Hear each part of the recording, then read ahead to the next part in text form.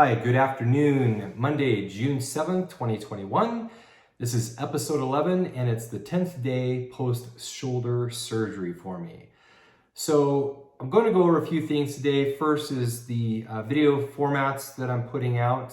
Second will be the physical therapy session that I had today. Had some lightning information out of that. And third, we'll go over my physical therapy plan.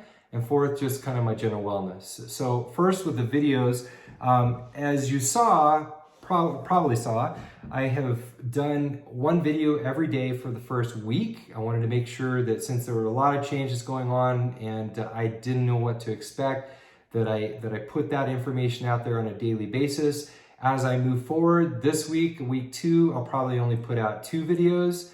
And then moving past that, I will probably just put out 1 video a week or just record any milestones that I might have. So I think that'll give everyone a great understanding and enough information.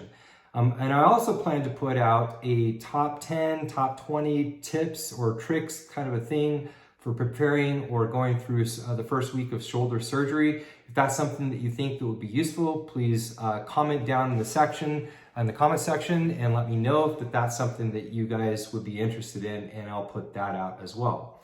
So today in physical therapy, I saw my physical therapist. It went really well.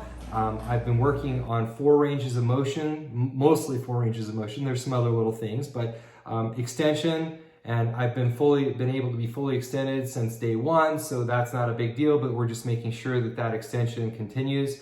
And so on last Thursday, I was able to fully extend, and today I'm able to fully extend as well. We worked on abduction. Last Thursday, I was at 90. Today, I got to 100, which was really good. And then we worked on external rotation. Last week, I was, I think, about 40, 45, if I remember right. And today, I was at 60. So I got out there a little bit further. And the biggest success today for me was that last week, I got to about 95 degrees overhead, and today I got to 130 degrees overhead, so it was significantly better. My wife and I have been working on 3 of those. We've not been working on the overhead yet, but we've been working on 3 of those for the last 4 or 5 days or whatnot, and so we do the passive mobility twice every day. And then I do those same things with my physical therapist twice a week on Mondays and Thursdays. So just to make sure everybody knows that those are passive movements only, right? So my job is to just completely relax and let my wife or my physical therapist do those movements. I'm very fortunate to have my wife being a healthcare provider. She sees probably about 400 patients a month. Not in physical therapy or orthopedics, but in general practice and urgent care. And so she definitely is someone that can help me really well, and she has. So thank you to her. So yeah, range of motion is doing really well. One of the things that he said is that normally he would actually put a pulley, send a pulley home with me and send a stick home with me so that I could do my own passive ranges of motion, so that I would use my good non-operative hand to passively move and put my arm into those ranges. But he said, we're probably not going to be doing that with me because my range of motion is so good. He said that I'm actually 3 weeks ahead of where I should be right now. He said my range of motion is so good already that he believes that even though it's a very minimal risk, he doesn't want to risk it at all to send me home with a pulley and a stick if that we can get there with my wife and him doing those ranges of motion. So he's just going to remove that 0.01 more percent of a risk. You know, it's not a higher one, but he's going to remove it if that I can continue that way. So that was really good. I talked to him about the exercises that I did as well. So if you might recall, last Friday, I put out a video basically saying, hey, can you exercise a week after surgery? And the answer was, yes, you can. But the answer also should have another ending to it and saying, should you? You know, that caveat, should you actually do that? And my physical therapist, I showed him the video of the movements that I was doing. I explained to him what I was feeling. And since that he's a weightlifter, he's into CrossFit, he's super in shape, super fit, he's a very strong guy. He knows, he exercises all the time. He knows what I'm trying to accomplish and why I'm trying to accomplish it. And he said, hey, look, I know that's not a high risk, not at all, especially the way I was doing it, but he said, you're still putting an extra risk on the table. And he advised me not to do it because of the mechanisms of tendon healing, which he went over with me. And I'm going to go over here just very briefly in a second. But he basically said, hey, because of the mechanisms of tendon healing, that is an extra risk. You know, it's maybe 5%, 10%, whatever it might be, it's an extra risk. And he said, why do that? He said, you've already gone through the hard parts. He said, you've gone through all the pain that you've experienced working out on and off over the past 8 months. He said you went through all of the diagnostic imaging, you went through the doctor, you did physical therapy, you tried all these different mechanisms to make sure that you didn't have to go to surgery, but ultimately you had to go to surgery. You've gone through that process too. You've gone through the first hardest week of healing. Now you're making really good progress. He said, why go all the way across the field and trip up at the 1 yard line? He said, let's not do that. He said, let's just do a few things only for right now. So what he approved for me to do is the stationary bike that you saw me on last week, walking, and isometric only exercises if they don't bother my shoulder in any way, shape, or form. And he went over a few of those with me. I won't bore you with that on this video, but basically he made it really simple and basic. He did not prescribe for me to do those things last Friday. Those were things that I just wanted to do on my own that I felt were non-risky to me. And I took it really easy, and they weren't a risk to me, but he disagrees, my wife disagrees, and I know for sure my doctor would disagree. So I have made the decision to not put that extra risk into place, and I'm just going to do the isometric exercises if they don't hurt, the bike, and walking. So what are the mechanisms of tendon healing? Really quickly, because this is way beyond the scope of this video, it's quite complex, but I'm going to try to boil it down really quickly. Number one is the inflammatory process. That can last for several days or weeks. There is the reparative or the proliferation phase, which can last for 2+ months. There is the remodeling or consolidation phase, which can last for 2 or more months.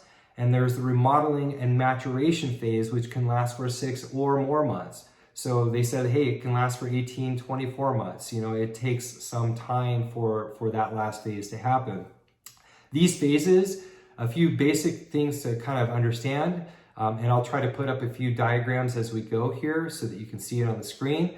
But those phases can and do overlap. So one process can be happening in your body while the other one starts, right? And the other one could be coming to an end while the other one is just like in the middle of it or beginning. So we're all different. We all heal at different rates. We all have different, health markers and conditions. So this is going to vary from individual to individual. But for the most part, there are a lot of biological things that are occurring in your body that make it sort of that, hey, once that anchor was put in for my supraspinatus repair, it has to actually graft into my bone a lot better than where it was put. My tendons need a chance to actually graft back to that bone. I need to promote circulation. I don't even have any blood flow into those areas because they're brand new.